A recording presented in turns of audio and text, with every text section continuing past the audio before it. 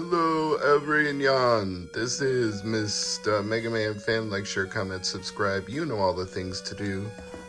This right here is a box from Atari, and inside should be the Atari 2600 Plus and some games that I got along with it, and an accessory that I got along with it as well.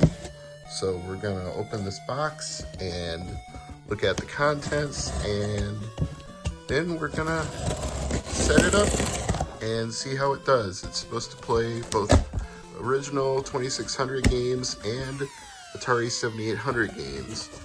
Now you can see right here on top we have the 4-in-1 cartridge with the paddles.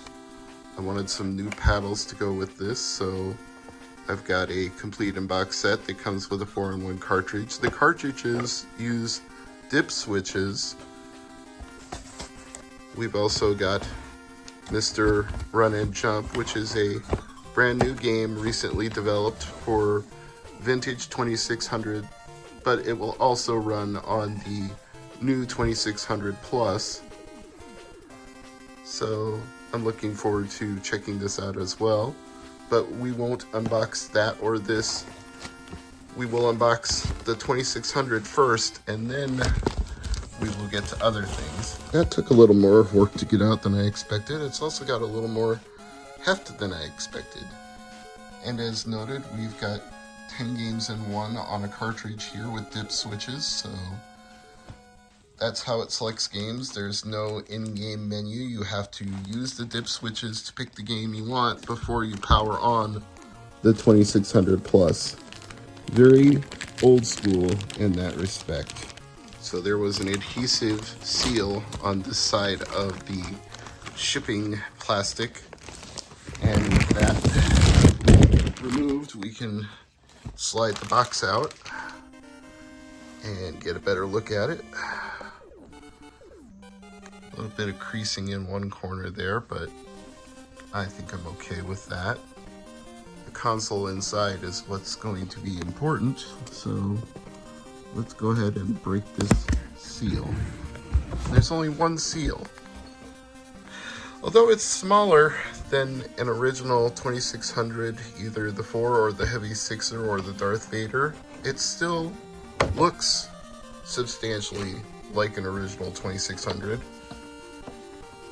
And it's lighter than an original 2600, but not unreasonably so.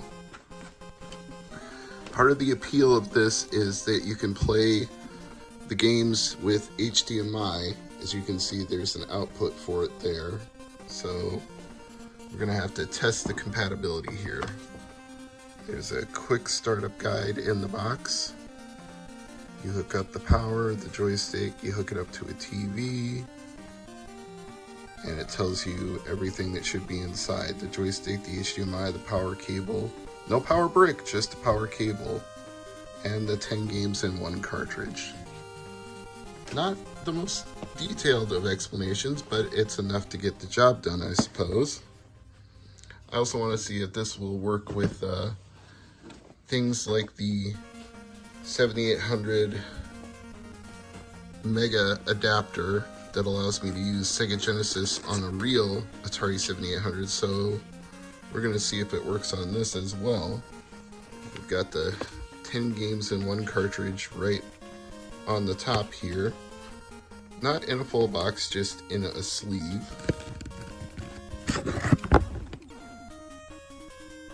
That's how it looks on the front. The dip switches are here on the back. Toggle them to whatever game you want. By default, it looks like it's set to Adventure, which makes sense, I suppose.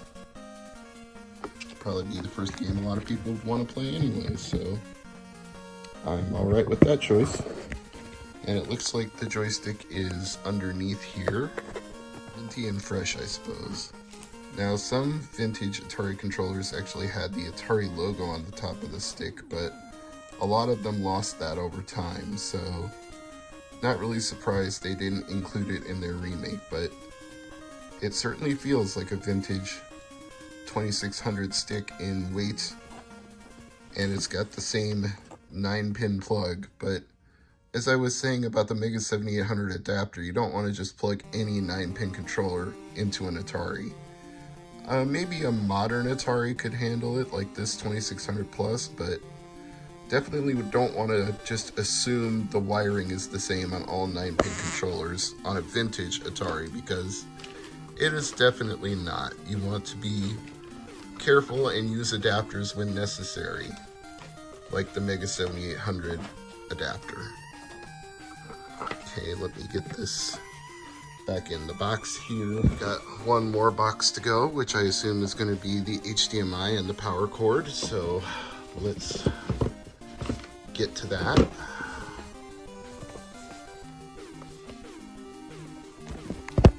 There they are. Power cord and HDMI cord. So now we have everything we need to set up the 2600 Plus and try some games. So before I do that, why don't I go ahead and unbox this Mr. Run and Jump and we can get a better look at that. Let's see what this looks like on the inside. Let's see if there's a manual. Let's see how the cartridge looks. Let's make this the first game we try when we get this thing set up. So I'll go ahead and unbox this. Which, I mean, makes sense since they no longer have the protective dust cover like they used to back in the day, so I'm down with that. Is there a manual in here? No. They did not include a manual of any kind. I guess the game kind of explains itself. You run and jump, but a manual wouldn't have been the worst thing, or even a QR code that you could scan to read a full color manual. That would have been a nice touch, but oh well. Let's get this system set up and try it out. Alright, so that took a little longer to set up than I expected, but as you can see, it is up and running now, so why don't we go ahead and try Mr. Run and Jump, and I'm going to use the standard joystick that comes with it to do that. And if you see any patterns on the screen, I assure you they're camera artifacts and not what I am seeing on the screen myself. It looks very crystal clear and HD, which is very hard to get out of an original Atari 2600. Stick seems to work well enough. Obviously there's no fall damage, that's a good thing. Seems like there's a timer. We're losing points each time the timer counts down. Looks like we're going to have to do a running jump to get through this. Oh, not quite. Oh, maybe you got to jump at the very last second. They're not making this easy, are they? Oh, there we go. Up the ladder. Down the ladder. It's a little bit of challenge so far, but it's not terrible. Obviously, I don't want to fall down the pit with that monster. Oh! Oh, I'm all the way back at the beginning now? Seriously? That kind of stinks. I wonder if there are save points anywhere. If there aren't, this could be kind of brutal. Now it's making me feel more cautious than I already was to begin with, because if one mistake sends you right back to the beginning, you don't want to make a mistake. That's very punishing.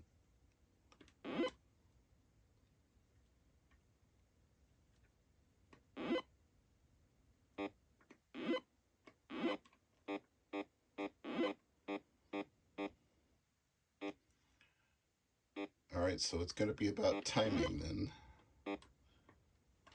Oh!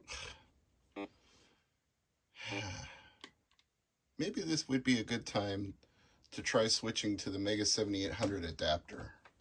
It lit up green, so it obviously detected it. Let's give it a go. Oh yeah, it's working fine. So I can confirm the Mega 7800 adapter will let you play 2600 games Now, how is it going to do on 7800 games where you need 2 buttons? We'll get to that.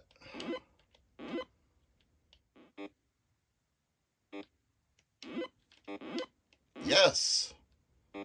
Oh boy.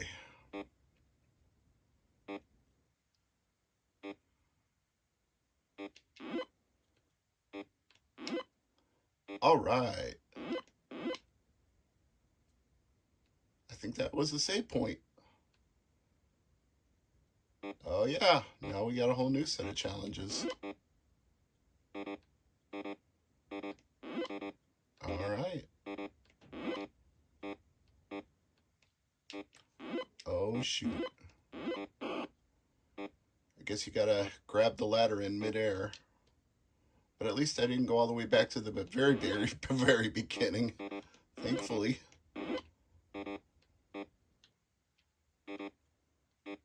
Okay. Yeah! Got it. Now I jump off the ladder. Oh boy.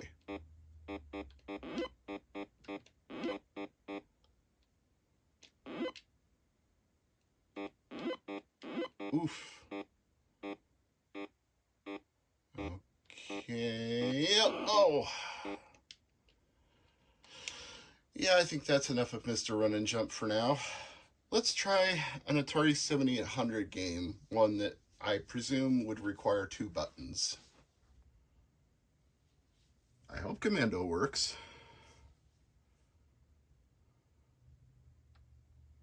There we go. Alright, move the camera a little closer.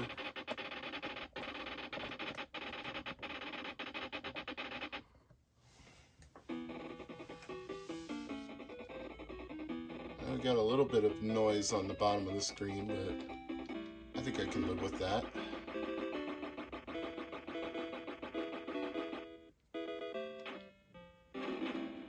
Yes, we have 2 buttons indeed.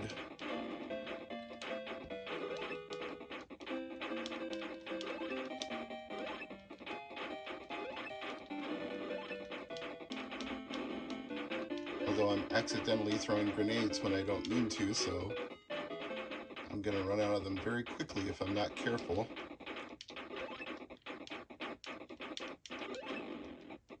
Or is it just throwing them automatically? No, I don't think it is. I think that's me doing it by hitting one of the other buttons when I don't intend to. So I'm already out of grenades.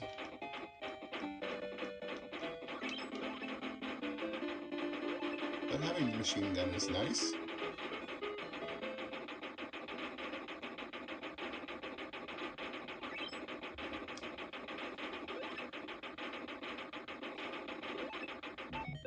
Oops.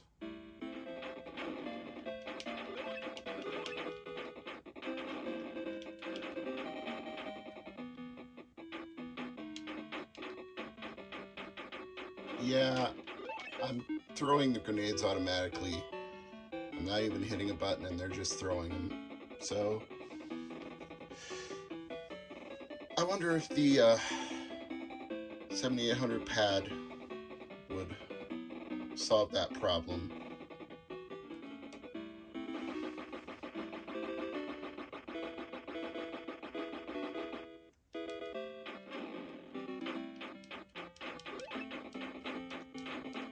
Alright, this seems to be the genuine real deal. I'm not throwing grenades I didn't intend to now.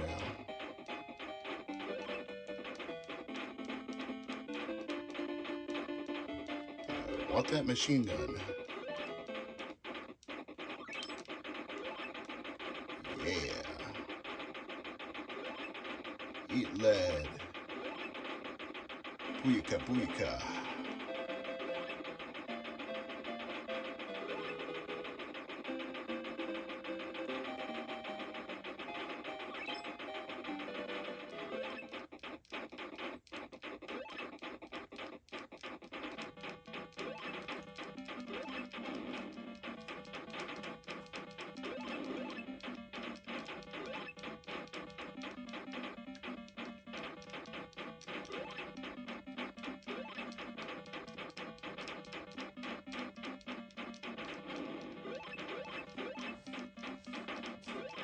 and he's pawing at my leg, so I might have to stop here.